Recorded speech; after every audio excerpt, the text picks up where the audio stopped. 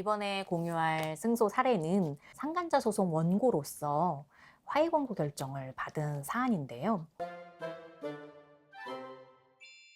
우리 의뢰인분은 이제 배우자, 아내분과 혼인 관계를 유지하기를 원하시고 그 상간자, 상간남에 대해서만 손해배상 청구를 한 사안입니다. 이러한 경우에 이제 통상 판결에 가게 되면 위자료 액수 얼마를 지급하라, 그리고 판결 이유, 왜 이러한 위자료 판결이 나왔는지에 대해서 적시되는 판결문이 통상적입니다.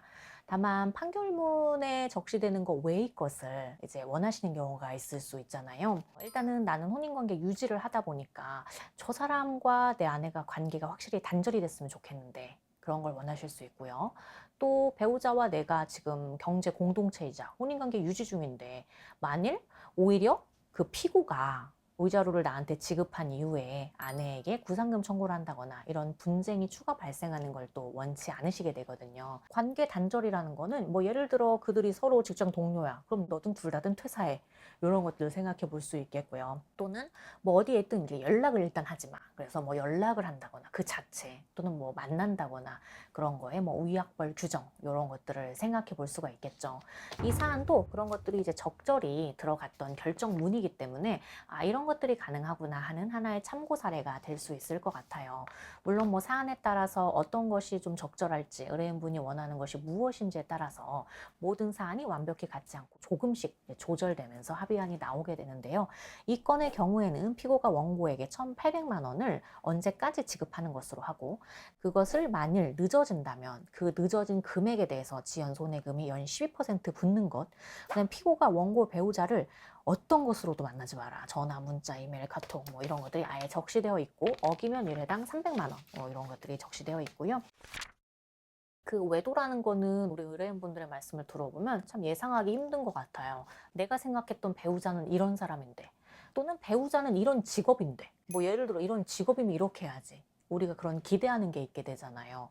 경찰 공무원이야, 뭐 초등학교 선생님이야, 교회에서 어린이들을 가르치는 그런 교사야. 그런데 그 안에서 뭐 부정행위를 하고 있다라든지 뭐 그런 걸 보면서 참 이게 직업이랑도 상관이 없고, 내가 평소에 상대방은 참 이런 것들을 중요하게 생각하고 어떤 도덕성이나 아니면 뭐 종교적인 그런 게 되게 막 강해가지고 신실해가지고 어떤 남들한테 비난받을 그런 행동을 안 한 사람이라고 생각했는데, 이런 것들이 무너져 내리는 상황을 참 많이 보게 돼요. 그래서 참 외도라는 게 어떻게 보면 스스로도 좀 모르는 사이에 이렇게 이런 일이 발생하는 건가? 근데 정말 이런 일이 발생했을 때 이 배우자가 고통받는 게 너무 심하거든요.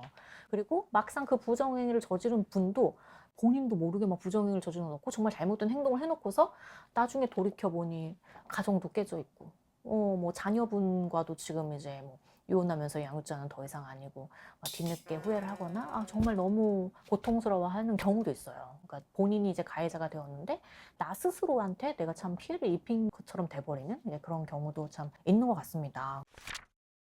우리 원고 입장인 의뢰인분들이 이제 알고 바로 오시는 경우도 있는데, 본인이 좀 넘어가 보려고 하고 단절시켜 보려고 하고 이걸 한 두 번, 세 번 시도했는데도 이제 안 되는 경우가 있거든요. 피고에 연락해서 다 경고를 했어요. 너도 가정 있고 직업도 뭐고 이런 거 다 언급하면서 이러이런 행동 하지 마라. 뭐 녹음도 하고 다 하셨어요.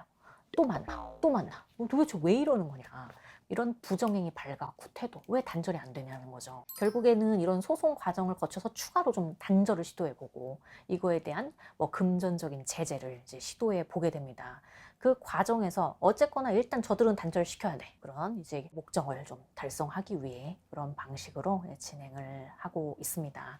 의뢰인분들이 원하시는 바는 무엇인지, 우리가 어떤 합의를 끌어내고 어떤 결정 또는 조정을 하는 것이 적절한지가 사안에 따라 다를 수 있겠고, 원고 입장에서는 이런 것도 생각해 볼 수 있겠구나, 참고가 되실 수 있으면 합니다.